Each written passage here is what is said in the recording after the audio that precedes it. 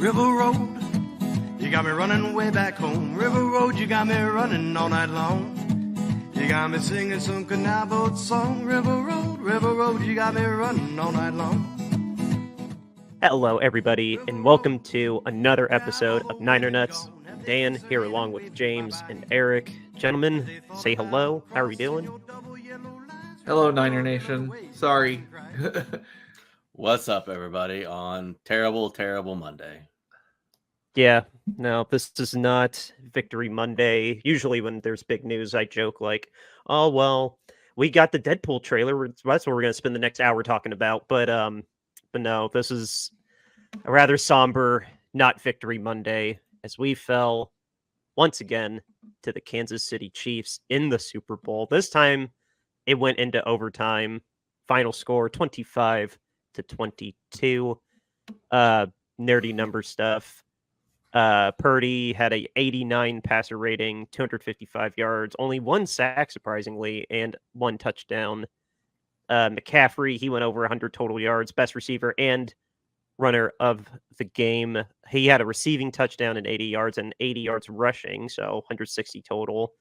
And then everyone else fairly held in check. No one cracked the 50 mark, rushing or receiving. You had Juwan Jennings joining Nick Foles as the only player to receive a touchdown pass and to throw a touchdown pass in the same Super Bowl. Yeah. It's going to be an interesting bar trivia question at some point in my life. Yeah. Well, the thing about it is, like, we all watched it. So we both watched those Super Bowls, so we know exactly who they are. Yeah. We will give him his proper flowers here in a second. The rest of the numbers, Patrick Mahomes, 333 yards. He did have a pick, but 2 touchdowns, and we did sack him 3 times. So it's not like we didn't get to him, but obviously it's Patrick Mahomes. He ended his night with a 99 passer rating. Pacheco, we held under 60 rushing yards, even though he didn't cross 100 total yards. 33 plus 59 is under 100, and we kept him out of the end zone. But Travis Kelce, 93 yards. Hardman and MVS both scored a touchdown, even though they didn't touch the ball too often. They both had 3 catches each. And that's all I got for the number side of it. So I guess now the raw emotion of it. I am glad we didn't tape yesterday. I'm glad I had the night or we all agreed to take the night to just process it and think about it. It would have been a good show if we would have went on last night.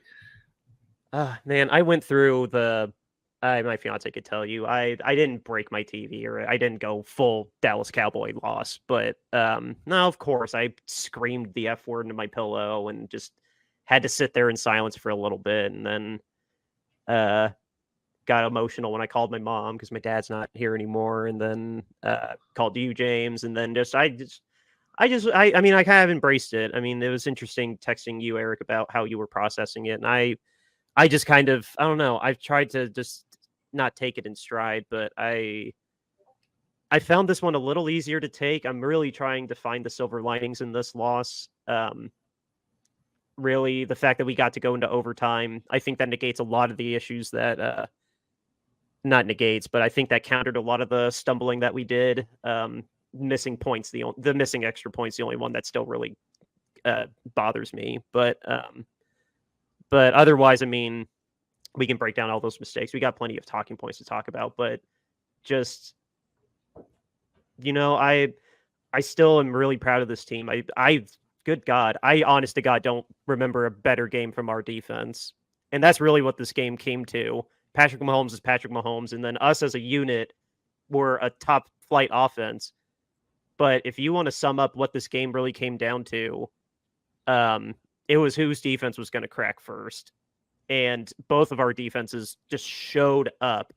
Kansas City dared us to pass the ball because they loaded the box, and we pressured the crap out of Patrick Mahomes, and we played pretty good coverage overall, all things considered, I think. Obviously, we gave up stuff, but so did Kansas City. But we knocked down Patrick Mahomes as much as they stymied us. Like, it really was it was a title fight fitting Vegas, and it went into overtime. But no, it obviously doesn't make it hurt less. Like, no, I'm very mad that we lost 3 Super Bowls in a row now. I keep thinking that we're turning into the Buffalo Bills of the NFC. Like, we just can't beat Patrick. We can't cross the finish line. Like, and it sucks right now. And I just made myself listen to all the, is it Kyle's fault? Is it Purdy's fault? Not a lot of people were digging on Purdy, and I defy anybody to say this was all Purdy's fault. Purdy had a great game, in my opinion. Not a top tier game, obviously, but I still thought Purdy stepped up to the plate more times than he didn't. He looked like he was ready for the moment, and I mean, I'm just kind of rambling, but it sucks. It sucks, and I'm still gonna need maybe another week or two to really handle it, or to really fully process it. But I'm, just trying to, I don't know. I told you, James, that now we have to do this podcast forever because we've both lost to Patrick Mahomes back-to-back years. So, but yeah, no, it sucks. It sucks, but I don't know. I'm trying to keep it in perspective. We have so many core pieces that are still coming back. Yeah, free agency is probably going to suck. And we can dig more into that as we get into the offseason, because free agency probably is going to suck. We're going to lose a lot of people, but I don't know. It's what it is. I mean, we can't really change anything. It just, I don't know. I'm trying to just embrace the wallow to try and theoretically get through it faster, I guess. I don't know. Eric or James, how are you guys? Have you guys been handling it? Well, I'll let Eric go because I'm not a Niners fan. So, I mean, I've been sad and down all day since it happened. I mean, last night. I mean, it was just unfortunate to see. It was unfortunate to watch. It was unfortunate to behold. But it was inevitable. I mean, as soon as they kicked that field goal in overtime, you knew what was going to happen. You knew that Mahomes was going to get the ball, and you knew he was going to come down the field. And if nothing else, they were at least going to get another field goal and send it back the other way. You just knew there was no way that we were going to knock him out that easily. And we talked about it, in the chat a bunch of times during the game, that the Niners just needed to score a touchdown. All right, if they can just get a touchdown here. All right, now this opportunity, they got to get a touchdown here. And they could never get that touchdown. They could never get that touchdown that they needed to knock Kansas City out. And that was really what it came down to, was they let the Chiefs and Poopy Mahomes, that's my name for him now, Poopy Mahomes, well, because I wanted to call him something a lot worse last night, but my daughter was here watching the game, so now he's just Poopy Mahomes. Yeah, I mean, we let him hang around, and if you stay within reach for him and that stupid team, they're going to come get you. I mean, that's just the way that it works. I mean, they showed the graphic at halftime that said he was 8-2 in games with a 7+ point differential or whatever. And sure enough, here he came and marched back and brought him back. So, I mean, we just didn't finish enough times. We had plenty of opportunities. I thought that, I don't know. I mean, I thought that we played well. We moved the ball up and down the field adequately enough. We had opportunities and chances to score, and we just didn't put it in the end zone. We had to settle for field goals too often, and it came back to bite us. I don't think that was a deficiency on anyone. It was just kind of the way the game went. I mean, every time that a big third down came up, here came Chris Jones blasting up the middle as soon as Purdy got the ball, and he wouldn't have a chance to do anything with it. I mean, he probably did that close to a half dozen times. And I think it was 6 pressures that he registered. Yeah, and they just beat him. And if I look at it objectively, Kansas City had three pieces that were better than ours in this game. They had the better quarterback, they had the better head coach, and they had the better defensive coach. And that ultimately came down to being the factors that won this game, because they made some adjustments at the half. Obviously, the Niners made some adjustments at the half too. But when Purdy came out in the third quarter and for portions of the fourth quarter, he didn't look comfortable back in the pocket. In the first half, he was dropping back, and as soon as that back foot would hit, boom, ball would come out. And then in the second half, he was dropping back, and he was having to stop, and he was having to look, and he was having to try to find his read, and he was forcing the ball into guys that were pretty well covered. I mean, there were a number of times he threw a ball to Debo or Ayuk, or even, I don't even know if it was to Kittle, but I know he threw a couple to Debo and Ayuk that I was just like, woo, like, whoa, I don't know why you're throwing that ball in there. I mean, the guy's got him blanketed. But, he just he wasn't seeing what he thought he was supposed to be seeing back there. So Spagnuolo made great adjustments. He brought pressure at all the right times. He just outplayed Kyle, really. I mean, that's all that it came down to. And then, on the other end of things, Andy Reid, great job offensively. He called a fantastic game plan in the fourth quarter and in overtime and got them down the field. And when you have Poopy Mahomes that can execute the game plan the way that he does, you're going to win a lot of games. And that's really, to me, what it just came down to. I think that both teams were really evenly matched. I think, really, if you still look at it on paper, the 49ers are the better team overall if you just look at the roster. But in those three areas, and that's not a slight on Purdy. Dan, like you said, I mean, I think that Purdy played a good game. He wasn't great, but he was good. He didn't look like he was scared of the moment. He didn't fold and under pressure. He didn't look like he was scared of the lights or anything like that. He played like he had played all season long against tougher defenses. So he was a quarterback. He was a quarterback that, to me, was aware that this defense was going to be just as tough as Baltimore, because clearly Baltimore, I mean, those tip balls just kind of were fluky, but against it, to me, he looked like he knew he was going against a tough secondary. And like you were saying, in the third quarter, those adjustments work. Nobody was open. He looked panicked because he couldn't get to anybody. They had a fantastic plan in the secondary. Yeah. So, I mean, I've stayed off of all sorts of social media and stuff today because I just can't handle people slurping the Chiefs today. I just don't want any part of it.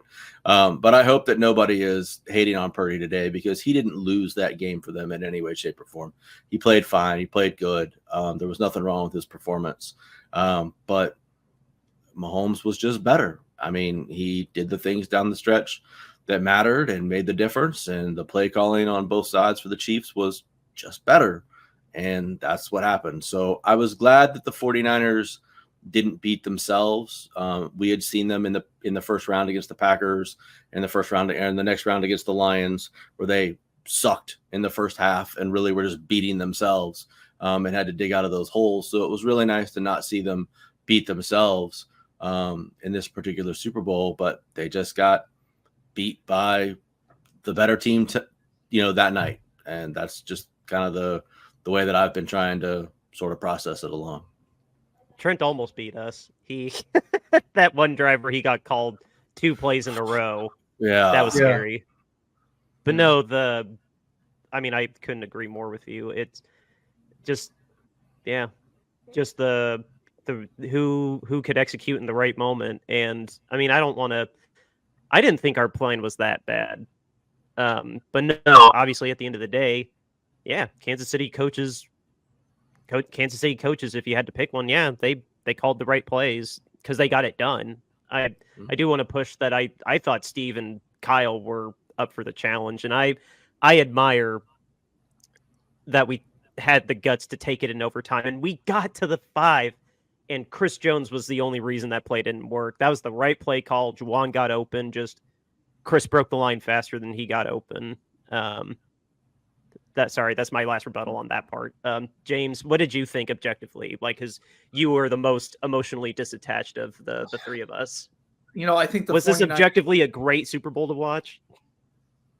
I mean, yeah, it was. I think so. I think really with the way the game was going and the overtime rules, in the playoffs are different than the regular season.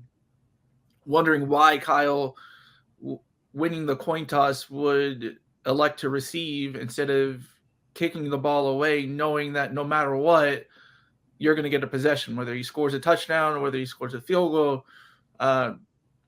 Basically putting, the game in Purdy's hands instead of having to put the game in the defense's hands. You've seen what Brock could do, in these last two playoff games with coming back and leading these drives.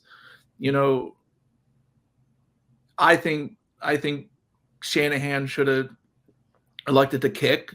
If Mahomes goes down and scores a touchdown, great. He goes and scores a touchdown. You still have a chance to go down there and at least tie the game, and keep it going. Or I just think that was really the mistake that really cost everything. Because the whole game changes if you decide to elect a kick, then to receive, and then hoping that your defense is going to stop Mr. Magical Mahomes from going down there and scoring a touchdown. That way, I mean, if you're going to go to overtime in the playoffs against Patty Mahomes and you win the coin toss, you don't want the game ending with the ball in his hands. You want the game ending with the ball in your hands, and that's sort of we talked about, how coaches need to coach against that. How, I've talked about in that big division round game with the Chiefs and the Bills the first time, you saw with the way that game was going, it was the last person who held the ball was going to win. Right. And the best thing in that situation, the game that changed the whole overtime rules, was for Sean McDermott to onside kick. You don't give the ball back to Patrick Mahomes. Just don't give the ball back to Patrick Mahomes. That's how you're going to win the game, And so, yeah, it's that, the 49ers had everything there to win this game. And I think basically that decision, plus you guys had bad luck. You had a lot of bad luck going on. Greenlaw went down because he just ran onto the field. Come on. And then, Kittle came out because he had something in his shoulder. Debo goes down with a hamstring. Freaking, the ball hits your guy being blocked into it on special teams. Ronnie Bell's or Ray McLeod's just going there don't touch it, don't go near it. And the guy's not even looking and it hits him in the foot, and the Chiefs recover at the 10-yard line. Then it makes it an easy score for Patrick Mahomes. So, you had everything, and a couple of things didn't go your way. The coach makes a bad decision to elect to receive in overtime. And that's just really what the difference I see in the game was just those things. It just seemed like, you guys kept having this string of bad luck, oh my gosh, Greenlaw goes down. Oh my gosh, Debo goes down. George Kittle doesn't think, oh, it hit his foot. And now it's the Chiefs get it and score an easy touchdown.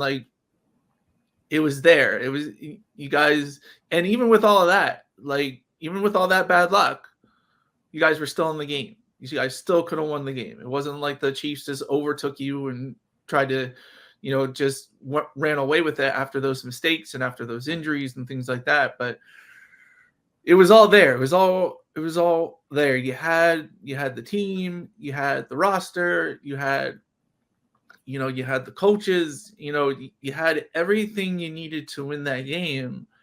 And, a couple things didn't go your way. And, Shanahan makes a bad decision. And the Chiefs win. And that's exactly what happened to the Eagles last year. A fluke play. Jalen Hurts was the best player on the field last year. And because of one fluke play where he just fumbled the ball out of nowhere, and they picked it up, scoop and score. Really, that was a big difference in the game. And it's just, if that's gonna happen, like, you need to outsmart the other coach on the other side. You need to outsmart the other team, because once you get a bad play, you got to make up for it, and you just got to outsmart the other guy. And same thing in the last 2 years. Andy Reid was the better coach on the sideline. Like you said, Eric, they had the better coach, they had the better coordinator on defense, and they had the better quarterback. But like, I think yeah, everything was there to be had, and Andy Reid just outcoached you guys. And I don't think it was necessarily all about Mahomes. I think it was Andy Reid's job, and calling the right plays, and getting people open in the second half, and just taking advantage of the situations. And yeah, you had a couple of things that go your way. Coach makes a bad decision. That's it. Yeah, you're not. It's hard to win when that happens. Well, Andy and Patrick are they're the coach player combo. If any, just play at a 99. They whatever they start the game with, like, even if it's terrible and they're like in the 30s, they go all pro, all Madden, whatever, 99. We've seen it happen countless times. And like what you were saying, Eric, like, we gave them an inch and they took a mile. Like, that happened. Like, even though we forced overtime, and I'm taking solace in, like, well, at least we forced them to go into overtime. We almost overcame all this bad luck and mistakes. But yeah, in the end, we left them an inch when we didn't score on that first touchdown. Which, I mean, what's your thoughts on the overtime? I was okay with it. James made a good case for we should have deferred it. What did you think of it? I guess I can see both sides of it. I like the concept of having the control of, like, I went down and I did my thing and I know exactly where I stand, and the defense had been playing very well throughout the game. So the idea of turning it over to my defense and making Mahomes go theoretically 75 yards, to win the game against the defense, which he did, should have been difficult and should have aligned up. But I mean, I see James's point too, that you obviously don't want to put the ball in Mahomes' hands at the end of the game, and you want to have that control on your end. And I think Romo pointed it out a number of times on the broadcast that when you're second to possess the ball, you have all 4 downs. You're going for it on 4th down every single time. So it changes your play calling and what you're doing a little bit, because that you're going to go for it every single time. So I guess I could see it. I guess I understand why Kyle did it. I guess I don't know. I don't know that it changed the complexity of the game that much. I think at that point in time, the Chiefs defense was playing at a really high level throughout that 4th quarter. I don't know that I would have felt very confident about us marching all the way down the field and having to match a Chiefs touchdown to keep the game alive at that point in time. So I don't know, but that's a fair point. Asking the offense to do it twice. That's a fair point. Yeah. Well, so I mean, yeah, but the thing about it is, like, okay, like, you score the touchdown, you could go for 2. You're 2 yards away from winning the game. If you tie it, then you put it back in Mahomes' hands. So, like, that, I mean, that's the whole college football system. If you watch college football, they end up going for 2 anyway, after like 2 possessions. Like, you have to go for 2. Yeah. The game just doesn't keep revolving. And so, in that instance, if you're going to win the game, you got to score a touchdown and then 2 yards for a 2-point conversion. I mean, Kyle has plenty of plays for 2 yards, I think. Yeah. And it's just, I just don't think you want to leave the game on the line and leave it with Patrick Mahomes having the ball in his hands and leave the game on the line like that. Yeah. Like you want to control the ball to win the game. And I guess I can see why he would do that, but still though, I see your point. I mean, and you're much more a believer in the aggressive style of coaching and playing than I think Dan and I both are a little bit. So, I mean, I get where you're coming from there. So I think the other thing that you really hit on, James, is that, we had some bad bounces and we had some mistakes, and you can't have that against the Chiefs. It's just like when teams used to play the Patriots, right? You had to play the perfect game. You had to do everything right to be able to beat the Patriots, or you were going to lose because, by golly, here was going to come Tom Brady marching down the field and he was going to beat your team, right? It didn't matter what you had done earlier in the game. Here he was going to come down and beat you. You had to play a perfect game. And the 49ers made some mistakes. They had some bad bounces, that stupid muffed punt that turned right into a quick 7 for the Chiefs. I mean, that was just a terrible set of circumstances. But on the same token, the 49ers got 2 turnovers off of the Chiefs, both of them, one of them deep in Niners territory, but the other one on the Chiefs side of the field, and they did absolutely zilch with either of them. They didn't turn either of them into points or anything, and in fact, barely moved the ball on either of those possessions. And that's just something that you can't do. When you steal a possession from a team like the Chiefs, you've got to turn it into, if nothing else, you've got to turn it into better field position. But the one where Brown intercepted it and they had really good starting field position, I mean, they were like in field goal range and they came away with no points.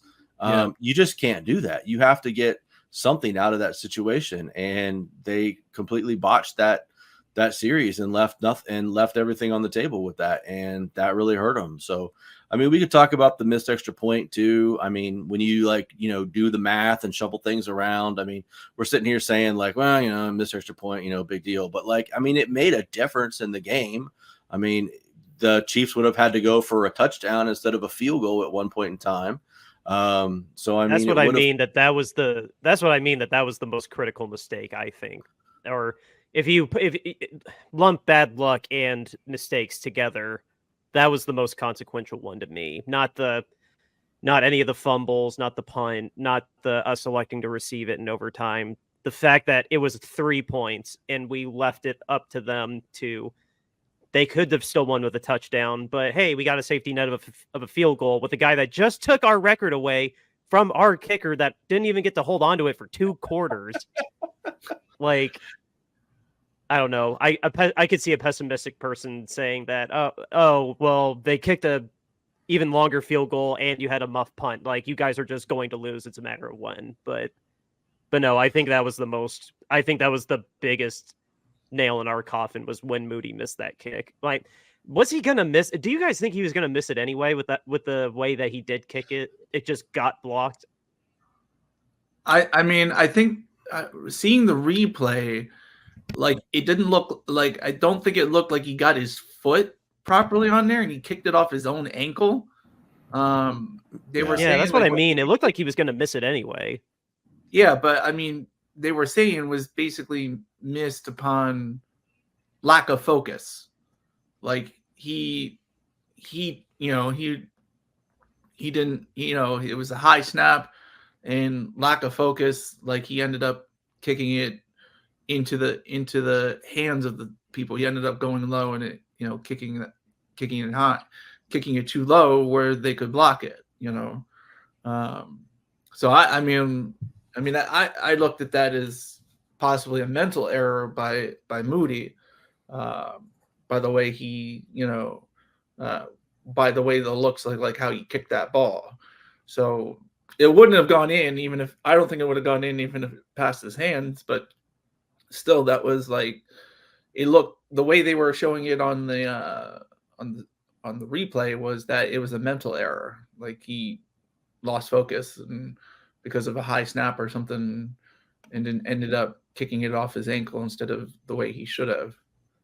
Yeah, I don't want to sit here and like poop on Moody at this point in time, but do we have to? We're gonna at some point in time in the offseason have to have the talk. Like, is he the kicker? I mean, like he's gonna be the kicker, but is he the kicker? Like, we just gotta sit him down and tell him like, yo, yeah, we've seen you kick a 55, we've seen you kick a 49. You gotta not have a miss in between them though, because that's the only problem I see with him is that he can make all the extra points and he's got the leg to make all the field goals. But yeah, for every 50-yarder he made, he missed one. Then he made a 42-yarder, and then he missed one. And we got to get the consistency cut down. The talent's there. It's not as bad as Robbie Aguayo, thank God. He's definitely not that bad, but no, he had a lot of mental errors in every single game in the playoffs. I'm not saying this one costed. I am not going to be that mean to him, but it wasn't the biggest error that we made in the game.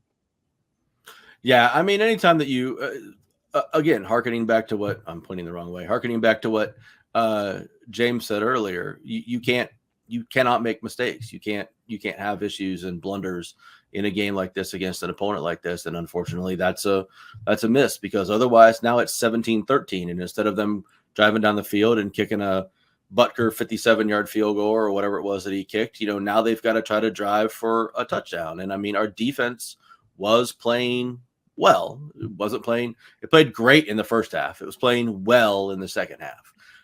But if you just get more, having to drive for that touchdown takes more time off the clock, takes more possessions. Guys are getting hit a couple more times. You just can change the complexion of the game because there's just more opportunities for things to happen. And because they didn't have to do that, here we ended up with where we are. And I don't know. I'm kind of just at a loss for words because it's just so disheartening to just have gone this far along this season and have everything kind of right there lined up for us this season. And just this team has been so great to follow all season long, and with everybody that they've got on this team, and to just not be able to close it out and to lose it to the stupid Chiefs again is just annoying on so many levels. And now I just want the entire state of Missouri to blow up and all these things. And so, I mean, I shouldn't say that. I mean, I don't have anything against the people of Missouri, I guess, but if like the Chiefs facility could implode, that would be okay. With nobody in it, of course. Nobody in it. I'll defend St. Louis. Sure. I think St. Louis is a cool city, but no, I can agree in sentiment with Kansas City. I'm cool with St. Louis though. Just anything west of St. Louis. How about we give some flowers though? Like honestly, because I really do think. I mean, we have praised. I'll say we've praised Purdy, and I think Purdy really did make them. We obviously didn't finish the deal, but he was far from the problem. Purdy, yeah. I'll just reiterate, he looked like he was ready for this moment. Juwan, James, you already said it at the top, but that was a scary throw to Christian, but I mean he got it and he got a touchdown off leveled. But he got destroyed when he threw that ball. He held onto that thing for the last second and was like, "Whoa!" And then, but his touchdown, he's just made of stone, man. He just carried those guys into the end zone with him. I thought he had a great game. Christian obviously had a great game. I want to shout out Chase Young specifically. The whole defensive line did great. Like Nick Bosa was making great moves. Randy Gregory was making moves. Armstead was looking the healthiest he's been since his initial week off with the plantar fasciitis. But man, you could just see on Chase Young's face that he was just leaving it all out there on the field. And my heart breaks for him because we're probably not going to re-sign him. Let's be real. But man, I can't. You can't tell me that he wasn't giving it his all on the field during the Super Bowl. It was the best game that I'd seen him play in a 49ers uniform. He tried his damnedest, and we just came up short. So I mean, my heart breaks for him because here's your flower, Chase. I thought you had a great last game with us, and it sucks we're probably not going to re-sign you. Yeah, I think so, I mean, I'll give a shout out to the same guy I've been praising for the last few weeks. I'll shout out Mooney Ward. we didn't hear his name called all night long, and that's because he shut down whatever side of the field he was on again. I don't think Mahomes threw his way hardly at all. I mean, maybe a couple of times I saw a flash of the number 7 jersey, but that was it. I mean, most of the time you didn't hear his name or number mentioned on the broadcast at all. So he's really turned it on over the last half of the season, and especially throughout the playoffs and in this Super Bowl, and just really owned whatever receiver that they've been putting over on that side of the field, because they just haven't been throwing at him at all. So I'll give him some praise. I really like the kid, the safety that we got that's playing in place of Hufanga. I think Brown is really talented. He's got some things to learn. He's got some stuff to clean up. I mean, but he's a rookie, and he's only played, I don't know, like 6-7 games or something like that, because he's been in and out of the lineup a couple of times. But he's got a nose. He got benched for Logan for a little bit. Yeah, but he seems like he's got a nose for the ball. He comes up, he makes tackles. He seems like he makes plays out there in the secondary. So, really glad to see him doing that, because we're going to have to make some adjustments at the safety position probably this offseason, and he was probably going to move into one of those starting positions. So I think that's a promising sign. And then, obviously, CMC was great, as he always is. There were a couple of times that I was just yelling in my living room to just hand him the ball, just hand off to Christian, because I just thought that if we just handed it off to him enough times, we'd eventually activate cheat code mode, and he would just break one and just run and, take off and score. And, unfortunately he wasn't able to really pull that out. But he was still great in the game, as evidenced by, 80 yards rushing, 80 yards receiving, and all that stuff. He's a phenomenal talent. And, I think that he showed up in the biggest game of the season, just like we would want him to. So I'm a little disappointed in Ayuk and Debo. They kind of didn't really do a whole lot. Kittle was absolutely non-existent for whatever reason. I didn't pay enough attention to see if they were keeping him in to block all the time or whatever, but they didn't show any of his patented pancakes on linebackers or linemen or anything like that they typically do when he stays in and blocks. So I just don't think he was getting open for whatever reason. I think Spagnuolo just had a really good defensive scheme going on the back half of things, and it really covered those guys up and made it hard for them to get open and available. That's credit to them. And like I said earlier, their coaching staff above ours for having a little bit better game plan of what to do there. So what do you think, James? I mean, I'm just interested to see, okay, what's this mean for, the next season? Because, are you going to be able to get back there again? Because it's not easy to get there once and then to get there the next year. We just saw it with the Eagles. Like, part of the reason why the Eagles started to falter at the end of the year was just that they're so mentally exhausted. They went a whole season, going to play the last game of the season, and then to come back the next season and have all this pressure on them to make it back and winning the games that they were. And the next thing you know, like, they just fall apart. And part of it was probably because of mental exhaustion of having to go through a whole season to get to the Super Bowl and then losing it.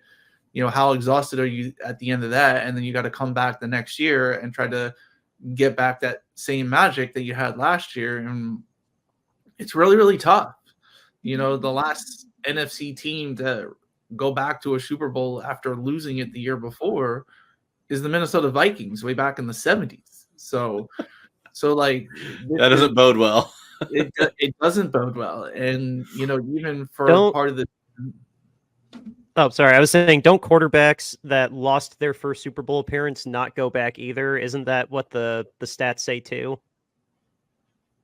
No, I don't think. Well, I know John Elway won after losing a couple in his first appearance. Trying to think. I mean, maybe he's the only one. Can't think. I totally agree with your point, though, James. I think, I had a lot of people at work today come by and say, oh, sorry, your team lost. There's always next year and stuff like that. And I mean, there is something to that. There is always next year, but you can't it's so hard. It's so hard to get back to the it's hard to get to the Super Bowl in the first place.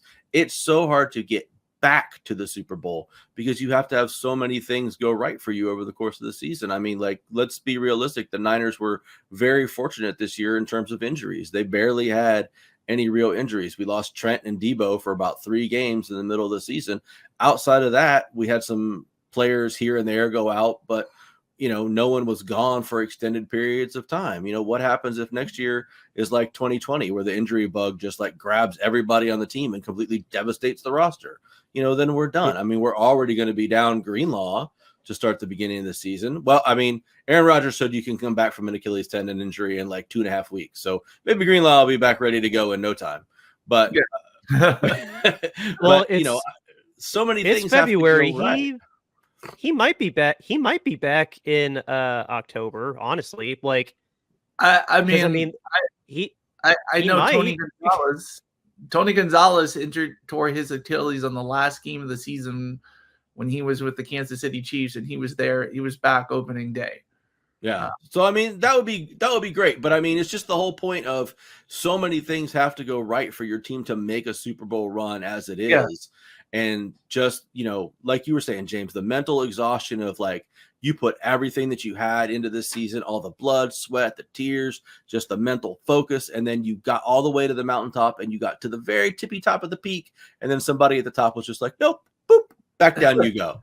That's just very self-defeating. And I don't know how you mentally wire yourself back up for another run like that, to just say, all right, we're going to run it back up again. Here we go again. We're going to try to get back to the tip of that mountain again. And I think that's just very hard to do. Plus, I think some of the teams in the NFC are going to be tough again next year. I think the Rams are going to be better next season, which is going to be a challenge for us being in the same division.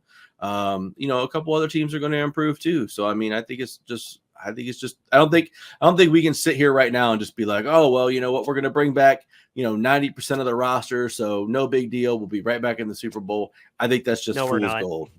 No, we're not. I mean, if history has anything to say about it, you guys won't be back next year. No, if history has anything to say about it, we'll be about 8-9 next year. Yeah.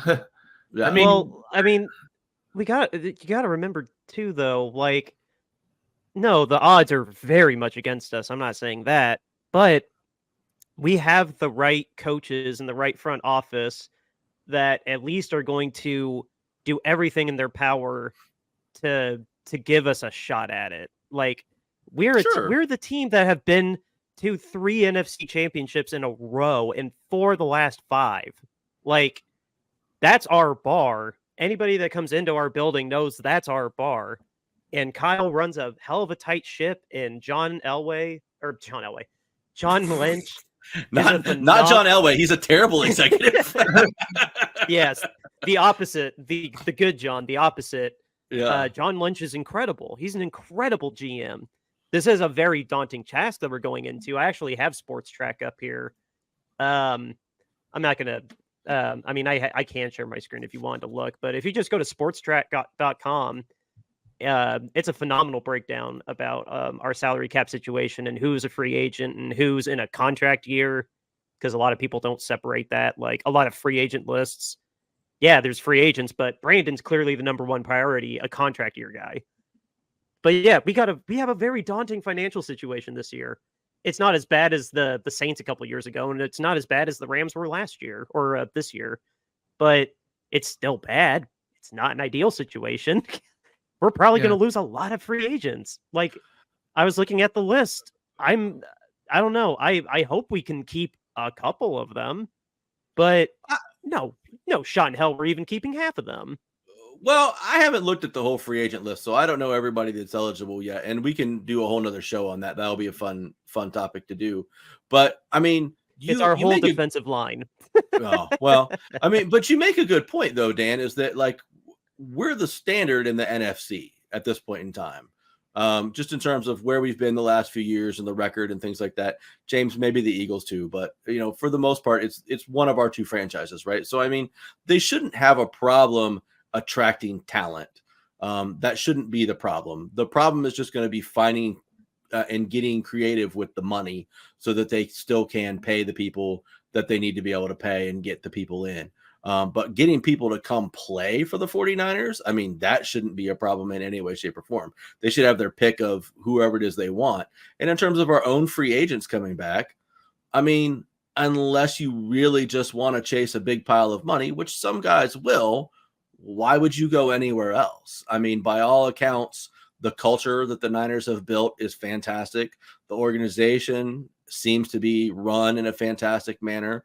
The owner is willing to spend and do things and support the organization. The facilities are top notch, and there's a ton of success to be had there. So, I mean, like if you're looking at a couple million here or there, you know, if you're looking at a couple million difference between a contract with the Niners and a couple million difference with a contract with like the Raiders, well, like, why am I going to go do that? Like, I'm not going to go do that. I mean, I know some people chase the dollars, but I'm going to stick and I'm going to play with the Niners than go schlub with the Raiders. I don't want to go do that. So I think our free agency will be not as bad. Like I said, I haven't seen the list yet.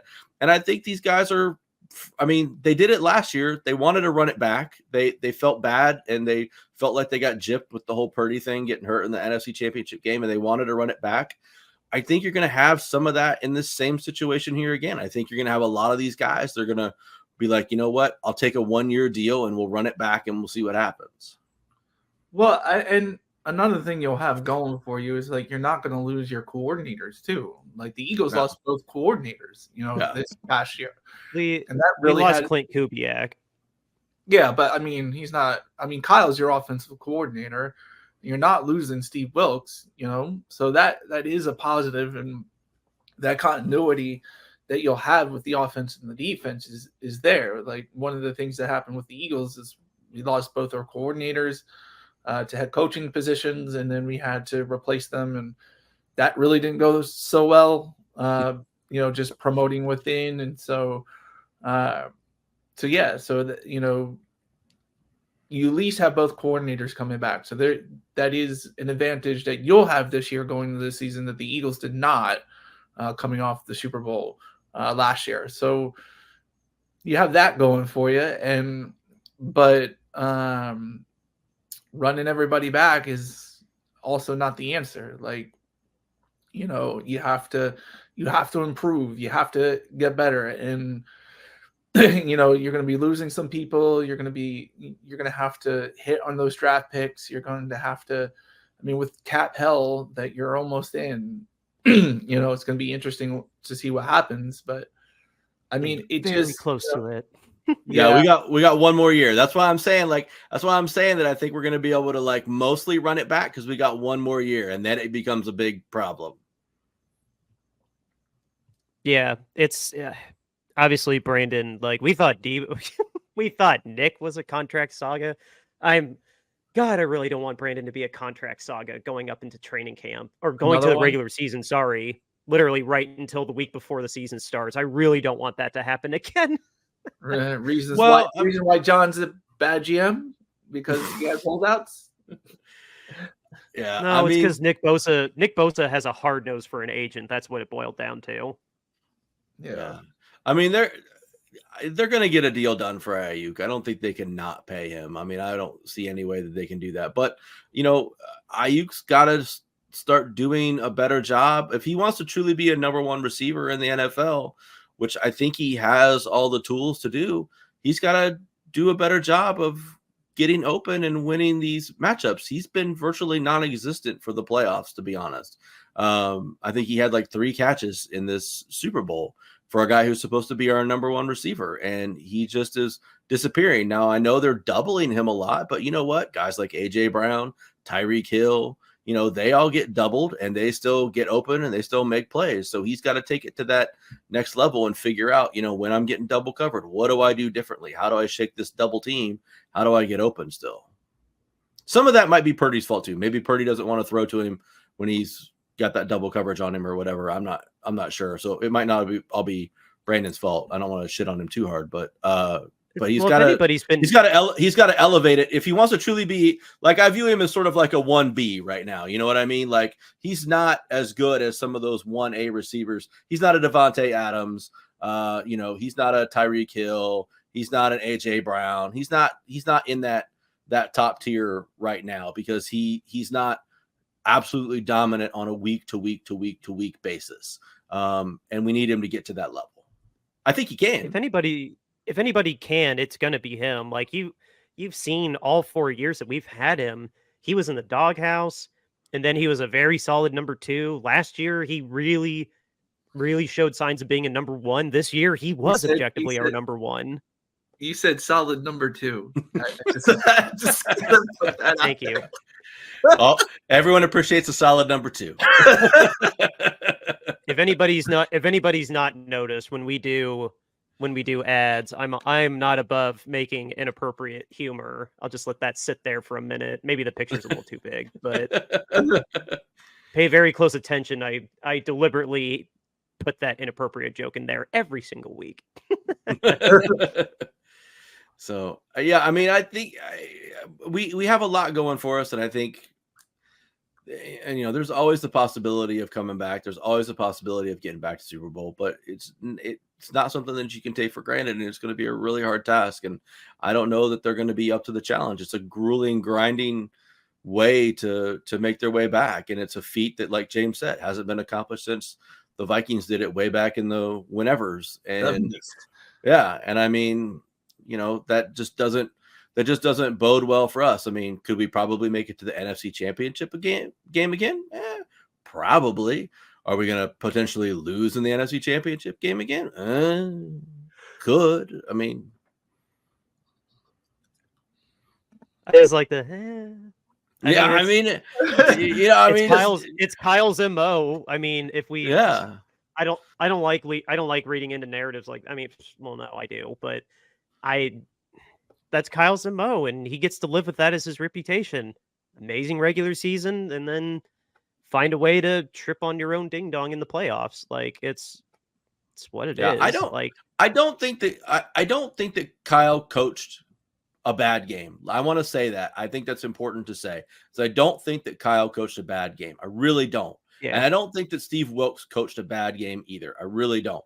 I just think that the guys on the other side were better. I think had we have played maybe the Ravens, or had we have played the Bills or whomever else, I think it would have been a different story, because I don't know that those coaches were better than our coaches. But I think in this particular instance, it really just came down to the coaching. I think their coaches were just better. Spags created combinations on that back end that Purdy hadn't seen and he was confused by. He created pressures up front that got Chris Jones popping through at just the right time when they needed to do. He created some zero blitzes that got guys home fast when he needed to do it. He just had an outstanding game plan, and he seemed like he had the right call and the right answer for everything whenever it needed to happen. And on the offensive side of the ball, Andy Reid is just a master of doing the same things that Kyle does. He schemes people open. He makes plays. He generates offense by just moving people around.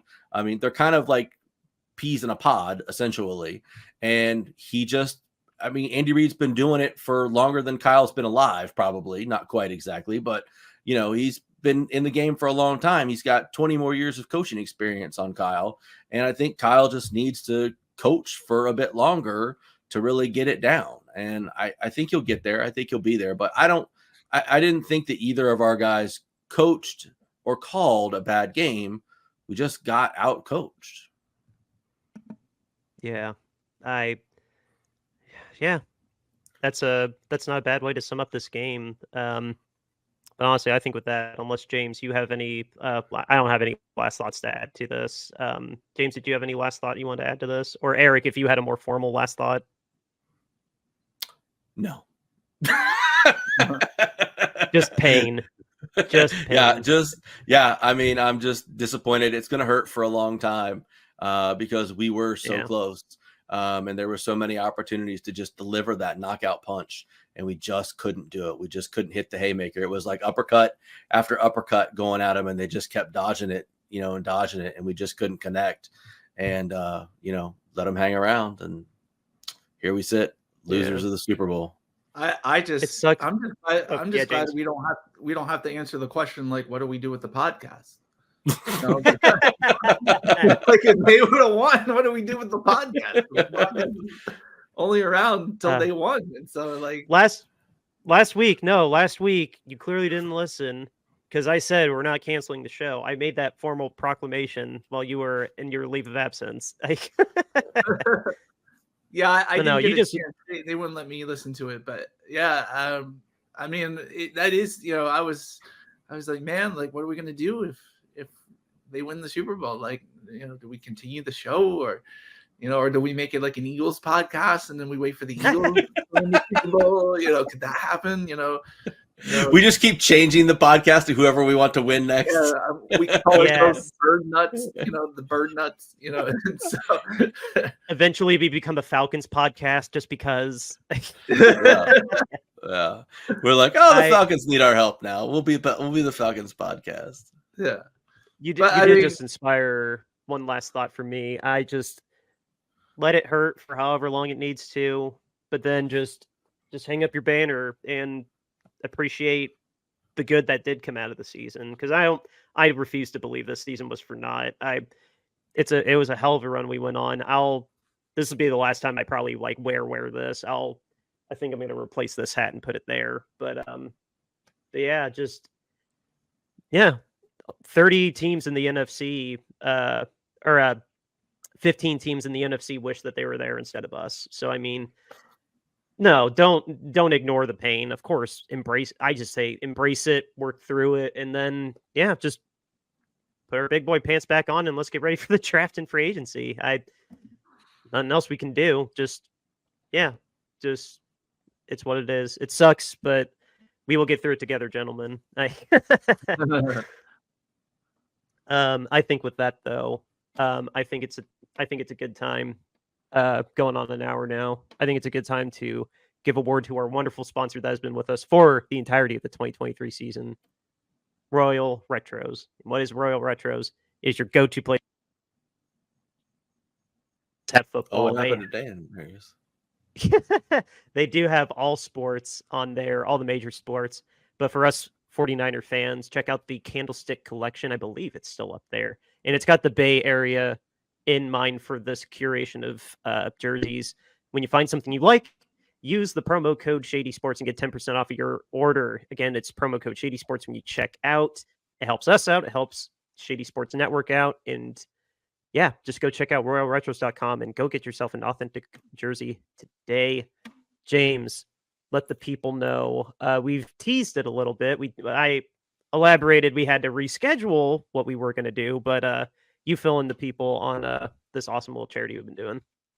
So, guys, as we've said this whole season, since the season began, we've been talking about owner accountability in the NFL. Basically, if you've read the news about, the Houston Texans minority owner being charged with very serious sexual crimes, Jed York, the COO of the 49ers, being named in a insider trading civil lawsuit for a company that helped students cheat during the pandemic. The reason why we bring this up is because if it was a player, it'd be in the news all the time, reported by the NFL, being part of mainstream media. It wouldn't even be a question. But because these are owners and because the NFL knew what these owners had done and had not reported on it, that sort of bothers us. And so the NFL has said that owner standards are supposed to be greater than player standards, but actually the way it's going right now, owner standards are less than player standards. And we like that to change. And to show you we put our money where our mouth is, we are selling t-shirts for charity. We will have that charity on very, very soon. But this is our statement that we were trying to make. Owner standards are less than player standards. # owner accountability. $22.99 gets you that in a t-shirt. Different colors, different sizes, different styles for that shirt. Next up, we have our Niner Nuts podcast logo art. You'll find this wherever you listen to us on a podcast like Spotify or Apple Podcasts, or on our YouTube channel. You can see this profile. $22.99 gets you that in the t-shirt, or we have different styles, different sizes along with there. Next, we have our alternate Niner Nuts logo. I have this shirt, very high quality, $22.99 gets you that in a t-shirt, or different colors, different styles as well. And finally, last but not least, how can you say no to our mascot, a peanut, eating peanuts while sitting on the couch, cheering on his San Francisco 49ers. $22.99 gets you that in a t-shirt. Donate to a charity today. All the proceeds go to a Kentucky Crisis Center. Once we have them on the show, we'll go over the name, and you can see that charity and learn more about them. They will be on the show soon. We had to cancel last week because I was feeling under the weather. So, but we will have them on pretty soon, and so you can donate to their great cause by buying one of these t-shirts by either clicking in the description, the link in the descriptions, or by just Googling Niner Nuts Apparel and going to the bonfire.com website to purchase those. But all the proceeds go to charity. Yeah, we don't want any money for these shirts. Go ahead and get them while you can. I guess to wrap up the news with a little news blurb we always close out with, the only news that I got is, well, I mean, we didn't touch on the awards, so huge shout out to Christian for finally winning Offensive Player of the Year. But I don't know, anything else going on in the news? I got through a whole episode without my internet crashing finally. Shout out to...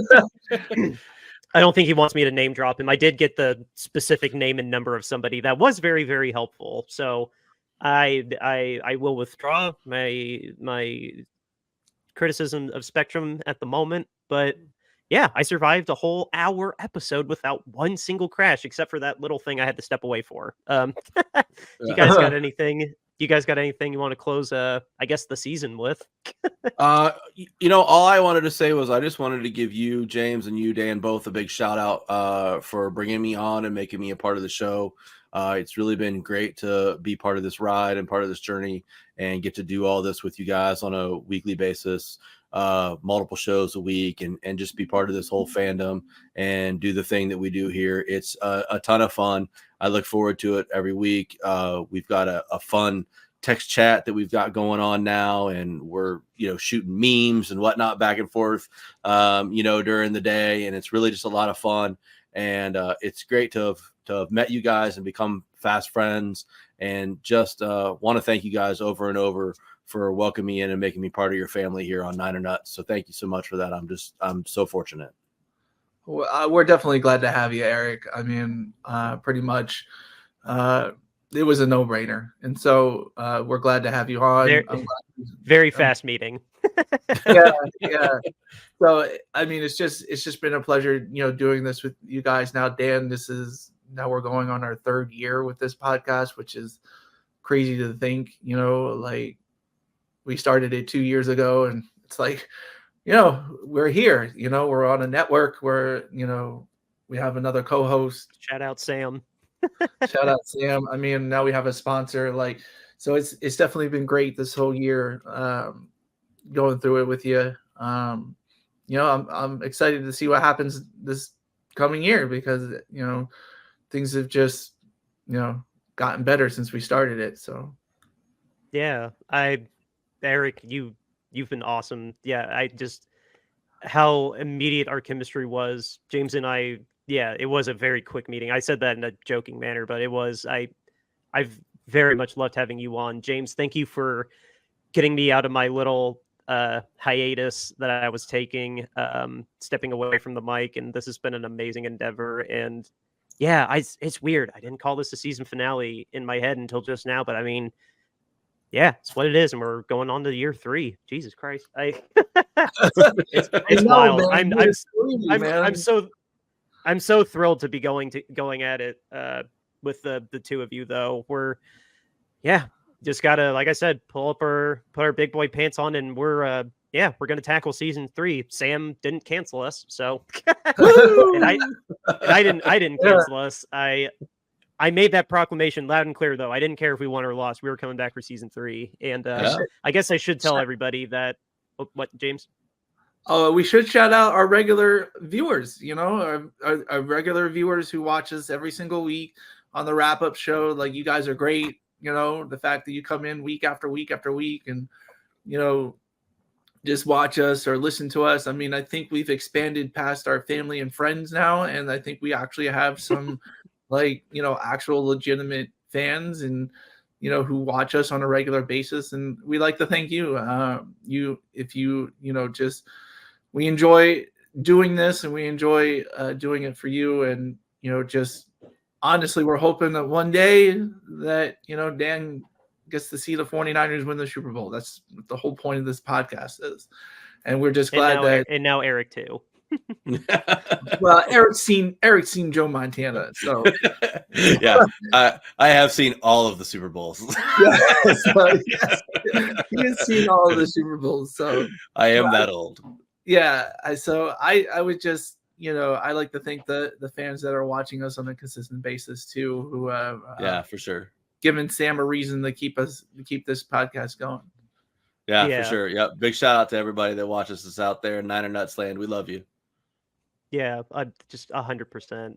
Just all gratitude. Next week, though, guys, I might as well let you all know we are coming back next week, but following next week, we will go to our off-season every other week schedule. We've been doing this since the beginning, I believe. We did do that year one, didn't we? But yeah, we are back next week, and then we'll be going on our alternate schedule from there. So. Yeah, we're minus any big news for an emergency podcast, like in free agency or something like that. Of course, barring any emergencies. So we'll be here next week, the week of the 19th, and then we're going to be off the week of the 26th, and we'll be back on the 4th. But obviously, we'll remind you next week about that too. But been a hell of a season, hell of a ride, guys. Let's just. I don't know. Let's beat the off season. Well, with that, guys, outro music, River Road, Justin Muth. Catch you next week, guys. Thanks for joining us.